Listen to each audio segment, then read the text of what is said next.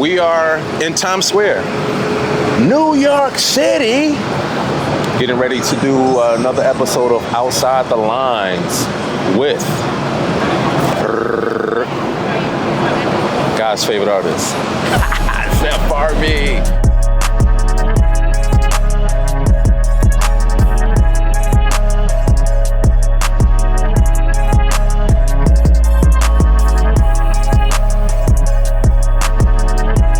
Favorite artist, Zeph Farmby, best artist in the world.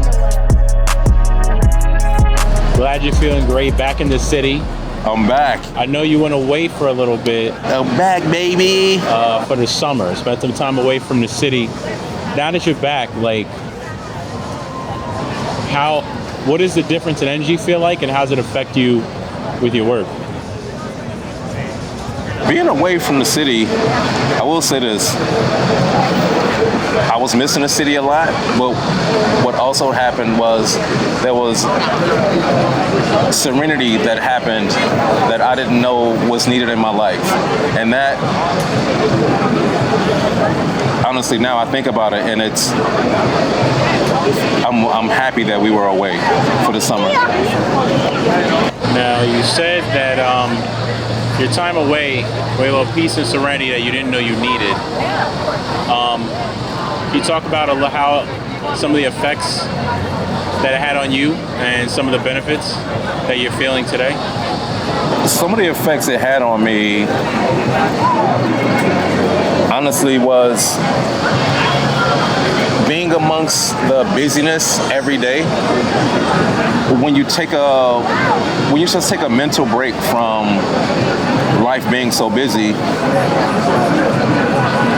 those few moments you start to cherish a little bit more of having peace and quiet, where now it wasn't peace and quiet in the house because I have two kids. They're running around having fun, but also we were having fun, jumping in a pool, hanging out in the backyard, letting the dog run around, and not have to think about, are my kids gonna be okay? Like, they're fine because we're at our house. So that I didn't know it was needed until doing it, and then also being away from it. Being away from it now makes me feel like, okay, I should take, or we should take more breaks like that. You know, it's funny how I talked about being in such a peaceful environment, and now there's noise every inch of this area. And it's a variety of noises. It's not even one thing. No, it's not. It's conversation, music, cheering, cars. Now, one thing that you said to me after being away from so long is like, and you came back, you said, man, it feels good to be back. I'm so energized. I'm like ready to go. What about the city?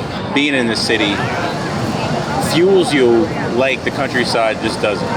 Well, what fuels me is to be a part of the cloth and the energy that is surrounding me. And it's like there's a million things happening in New York right now. Brooklyn, Harlem, Queens, Staten Island, all over. And when I have my art shows, I'm now also a part of that energy. And being away from Brooklyn and my art studio, I'm no longer a part of the energy, but while I'm there, I am refueling, preparing for coming back to contribute to that energy. Some of those days of being away, I was thinking, I should be doing something right now. But then it was also like, you are doing something right now. So like, relaxing is also doing something. I don't have to always be on charge to go and do something. But I will say, my days were still full of creativity. I bring my art supplies with me everywhere we travel. Anywhere around the world, I have art supplies. So I did set up my art studio inside the house and also inside the garage, because the creative bug is just, when it hits me, it hits me. So then I would go and create something. Even if it was just me and my daughter creating something and my son coming up to want to now make markings on the canvas as well, I just went with the flow and let it happen. How does it feel creating in Times Square? What is the difference?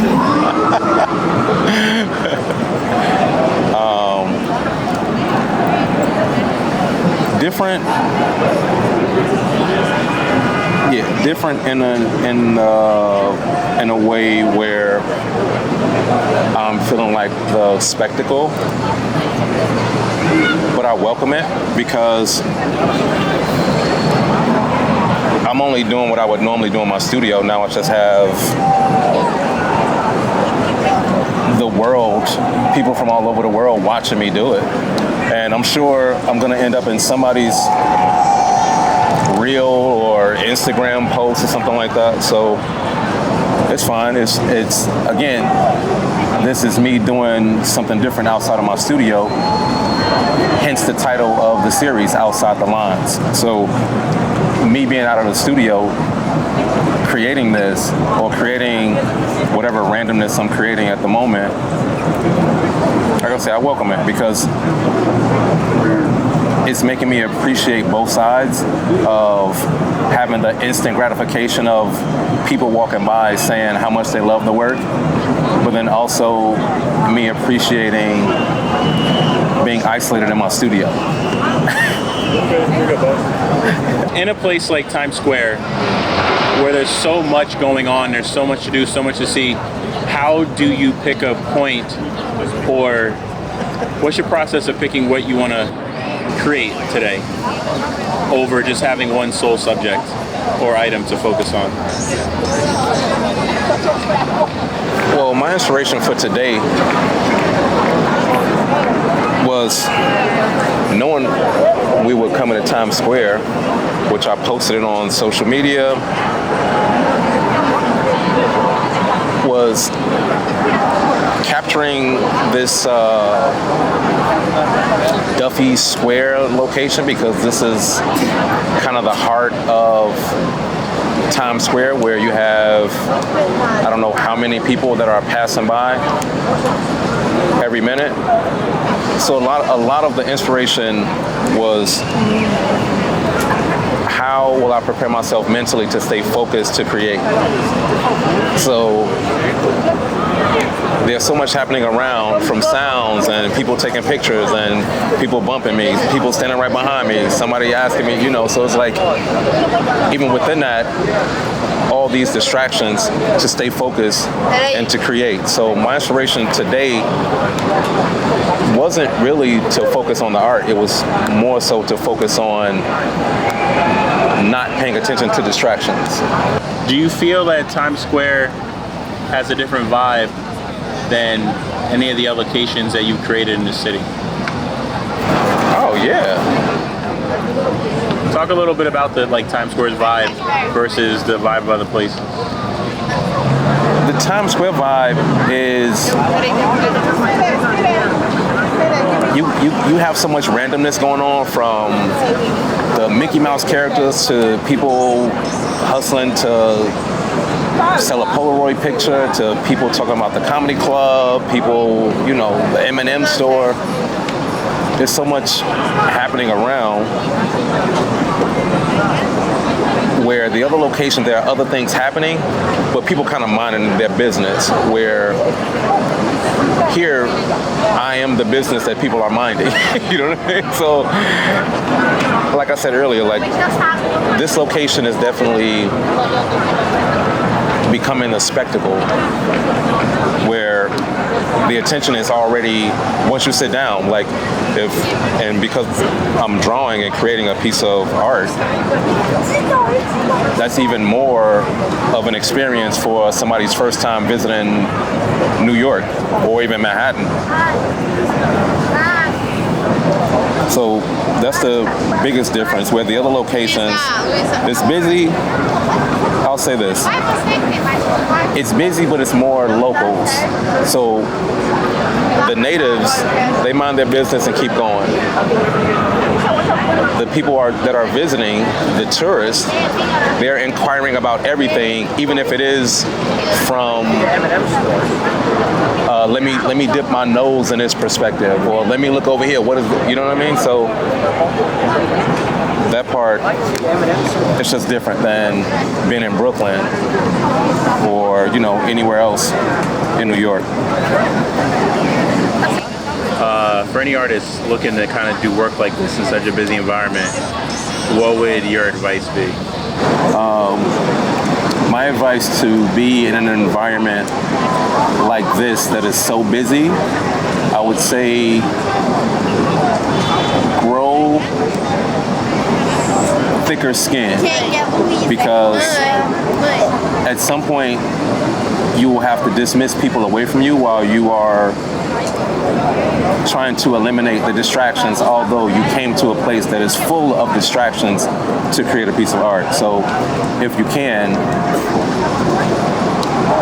practice in different environments, not an environment that may be as busy as this one, but in different locations that will bring eyes to you, but maybe not the talking, the pictures, but then over time you kind of get used to it, where you continue working as if the cameras aren't even around you. So that way you're still reaching your goal of creating a piece of art in public in a busy location.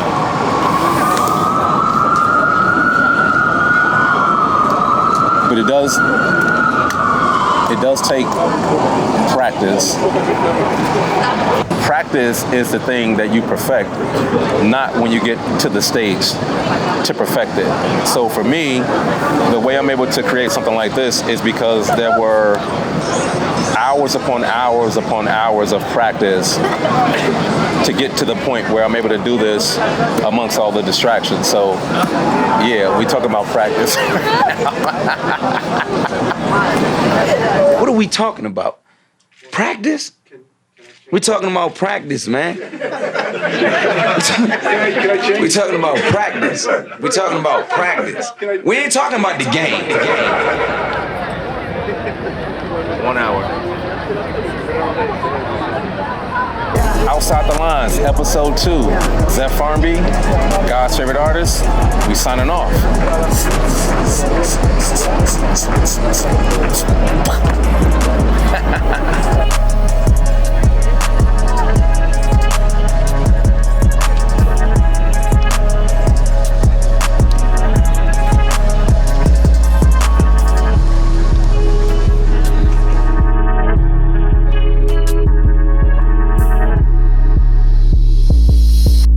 God's favorite artist, Zeph Farmby, best artist in the world.